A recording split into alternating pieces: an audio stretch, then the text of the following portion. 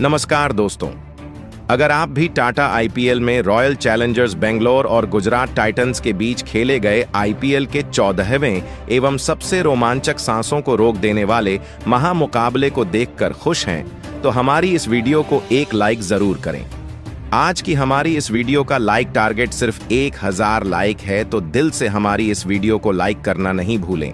आज आईपीएल 2025 में 14वें मुकाबले में आईपीएल इतिहास की दो सबसे खतरनाक टीमें आज एक दूसरे से भिड़ी, जहां पर बैंगलोर के एम चिन्नास्वामी स्टेडियम में शुभमन गिल की कप्तानी में गुजरात टाइटंस के सामने रजत पाटीदार की कप्तानी वाली रॉयल चैलेंजर्स बेंगलोर टीम मौजूद थी।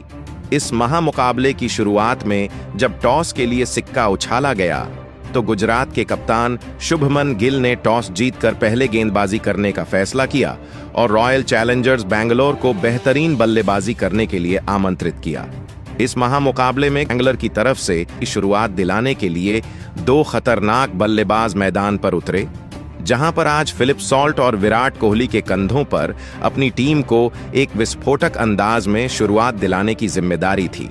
हालांकि पारी का पहला ओवर लेकर आए मोहम्मद सिराज को दूसरी ही गेंद पर विराट कोहली ने एक बेहतरीन लाजवाब ड्राइव शॉट खेलकर गैप में कवर्स की ओर चौके के लिए गेंद को भेज दिया। मगर दोस्तों, इसके बाद दूसरा ओवर लेकर आए अरशद खान ने आज बेंगलोर को तगड़ा झटका दिया। विराट कोहली को उन्होंने पारी की ओवर की चौथी गेंद पर शानदार प्रसिद्ध कृष्णा के हाथों कैच आउट कर दिया। आज विराट कोहली महज 7 रन बनाकर पवेलियन चलते बने और इतना बड़ा विकेट गिर जाने के बाद अब देवदत्त पडिक्कल को मैदान पर भेजा गया, जहां पर उन्होंने आकर अगली गेंद पर अरशद खान को एक शानदार ड्राइव शॉट से चौका लगाया। इसके बाद पारी के तीसरे ओवर में मोहम्मद सिराज ने नए बल्लेबाज देवदत्त पडिक्कल को उन्होंने दूसरी गेंद पर इस तरीके से क्लीन बोल्ड किया कि देखने लायक था। देवदत्त पडिक्कल सिर्फ 4 रन बनाकर आउट हो गए। इसके बाद बल्लेबाजी करने के लिए कप्तान रजत पाटीदार मैदान पर आए और फिर पारी का जब चौथा ओवर लेकर अरशद खान आते हैं तो रजत पाटीदार उनको दूसरी गेंद पर एक शानदार फील्डर के ऊपर से हवा में गेंद को लॉफ्ट करके चौका लगा देते हैं। इस ओवर की 5वीं गेंद पर फिलिप सॉल्ट अरशद खान को क्रीज में रहकर कवर्स की तरफ पंच करके एक और चौका बटोर लेते हैं। फिर पारी का ओवर 5वां ओवर लेकर मोहम्मद सिराज आए तो फिलिप सॉल्ट उनको अगली गेंद पर एक पुल शॉट लगाते हैं।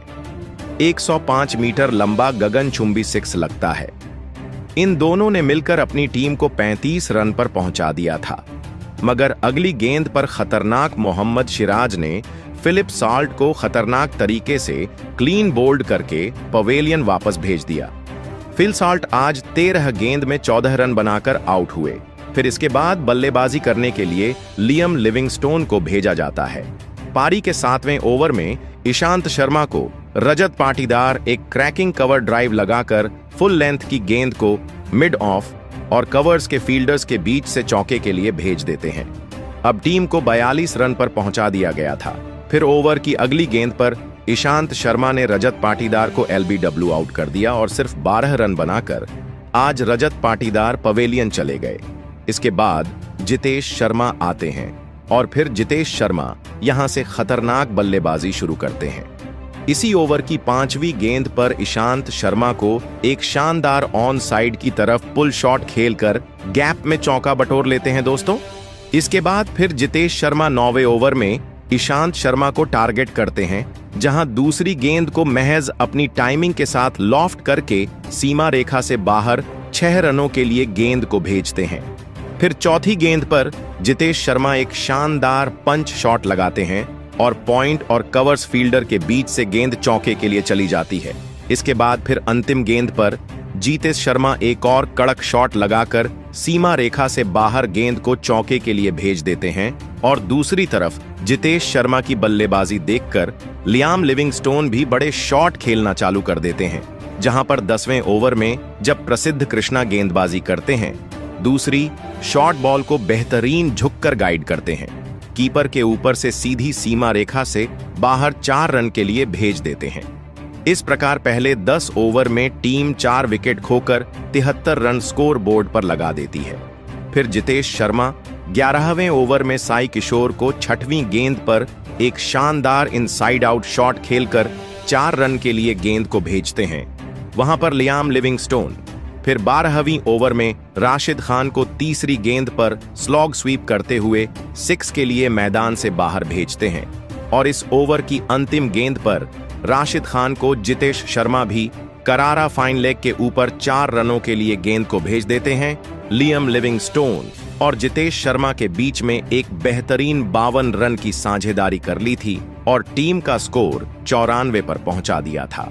मगर पारी का 13वां ओवर लेकर आए साई किशोर ने जितेश शर्मा को चौथी गेंद पर राहुल तेवतिया के हाथों कैच आउट करा दिया और इस प्रकार 33 रन बनाकर जितेश शर्मा पवेलियन चले गए और इसके बाद बल्लेबाजी करने के लिए ऑलराउंडर कुणाल पांड्या मैदान पर आते हैं और पारी के 14 ओवर में राशिद खान को वह 6वीं गेंद पर एक शानदार घुटना टिकाकर स्वीप करते हुए चौका लगा देते हैं। इस प्रकार टीम अपने 100 रन पूरे कर लेती है। मगर फिर 15वें ओवर में साई किशोर आकर कुणाल पांड्या को भी दूसरी गेंद पर खुद ही कैच करके पवेलियन वापस भेज देते हैं।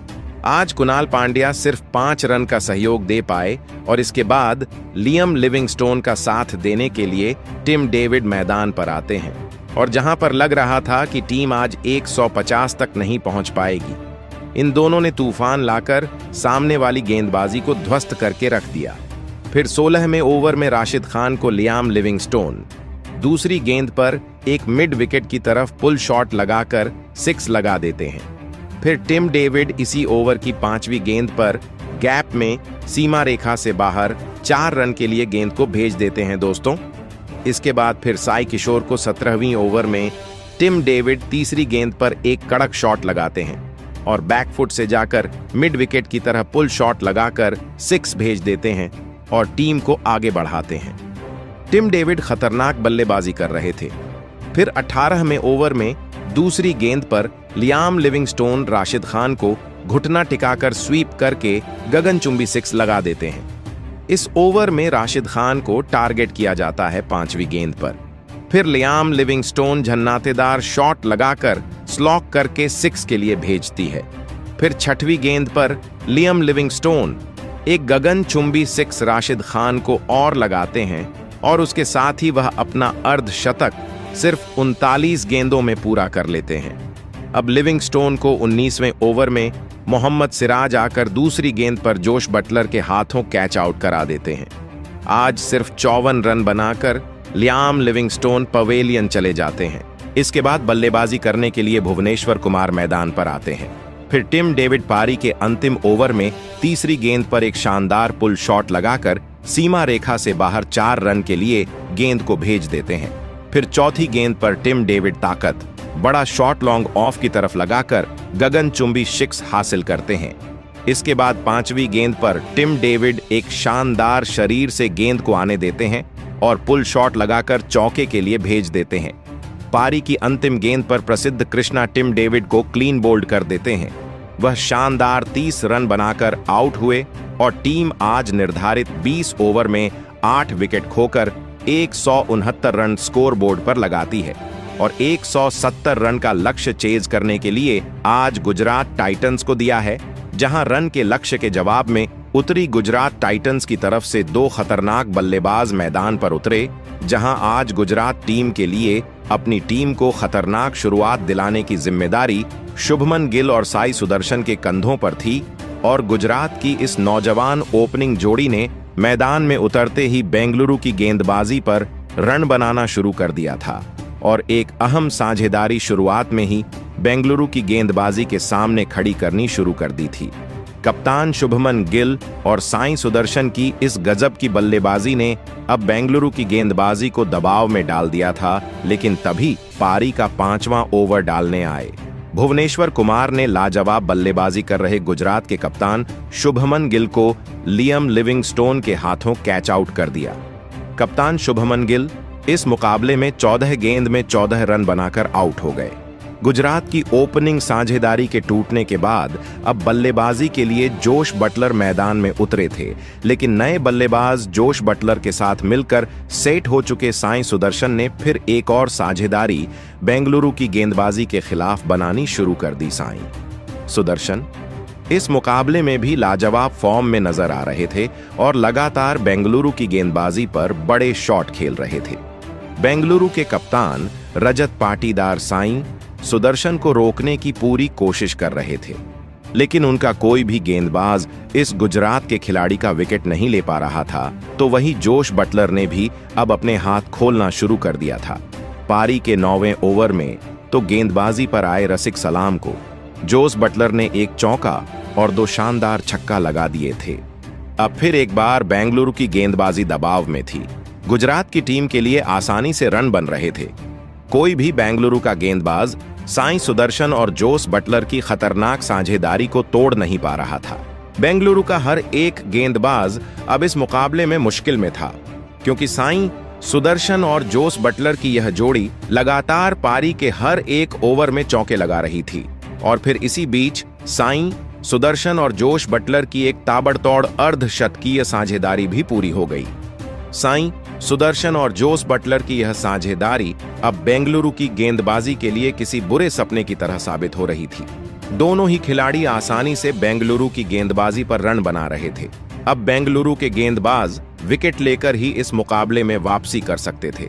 साई सुदर्शन और जोश बटलर ने मिलकर अब अपनी टीम को 107 रनों पर पहुंचा दिया था, लेकिन तभी पारी का 13वां ओवर डालने आए जोश हेजलवुड ने अपने अर्धशतक से केवल एक ही रन दूर खड़े साई सुदर्शन को जितेश शर्मा के हाथों कैच आउट कर दिया। साई सुदर्शन 36 गेंदों में 49 रनों की एक लाजवाब पारी खेलकर आउट हो गए। साई सुदर्शन के विकेट के साथ ही बेंगलुरु की टीम ने इस मुकाबले में वापसी करने का एक बढ़िया मौका बनाया था, लेकिन अब बल्लेबाजी के लिए सरफेन रदरफोर्ड मैदान में उतरे थे। लेकिन तभी उनके साथ बल्लेबाजी कर रहे जोश बटलर ने पारी के 15वें ओवर में एक चौका और एक शानदार छक्का लगाते हुए अपना इस मुकाबले का एक ताबड़तोड़ अर्धशतक पूरा कर लिया।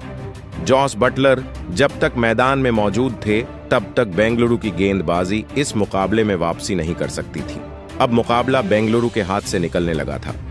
पूरी की पूरी बेंगलुरु की गेंदबाजी इस मुकाबले में अब बैकफुट पर थी। अब आखिरी 4 ओवरों में गुजरात की टीम को जीत के लिए सिर्फ 29 रनों की जरूरत थी।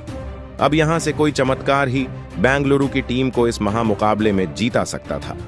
अब इस पारी का 17वां ओवर भुवनेश्वर कुमार डालने आए, लेकिन भुवनेश्वर कुमार के इस ओवर में सरफेन रदरफोर्ड ने एक शानदार छक्का लगा दिया और इस ओवर से गुजरात की टीम को 9 रन मिल गए। अब आखिरी 3 ओवरों में गुजरात की टीम को जीत के लिए 20 रनों की जरूरत थी। अब इस पारी का 18वां ओवर जोश हेजलवुड डालने आए, लेकिन जोश हेजलवुड के इस ओवर में जोश बटलर ने फिर एक बार गजब की बल्लेबाजी करके दिखाई और इस ओवर में 2 लगातार छक्के लगा दिए। और फिर अंत में सरफेन रदरफोर्ड ने इसी ओवर में एक और शानदार छक्का लगाते हुए इस रोमांचक मुकाबले में गुजरात की टीम को 8 विकेट से जीताकर इतिहास रच दिया। दोस्तों, बेंगलुरु को उन्हीं की सरजमीन पर हराकर गुजरात की टीम ने एक बड़ा कारनामा करके दिखाया है। लेकिन दोस्तों, बेंगलुरु के खिलाफ इस रोमांचक जीत के पीछे गुजरात के असली हीरो साबित हुए उनके सबसे अनुभवी और विस्फोटक बल्लेबाज जोश बटलर और गेंदबाज मोहम्मद सिराज, जहां पर मोहम्मद सिराज ने आज तूफानी गेंदबाजी करके 4 ओवर में 19 रन देकर 3 विकेट लिए, जबकि जोश बटलर ने तूफानी अर्धशतक लगाकर 73 रन की पारी के लिए। ऐसे में इन दोनों के तूफानी प्रदर्शन को आप 10 में से कितनी रेटिंग देंगे? कमेंट में आपकी राय जरूर बताएं और क्रिकेट की खबरों के लिए हमारे चैनल को सब्सक्राइब करें।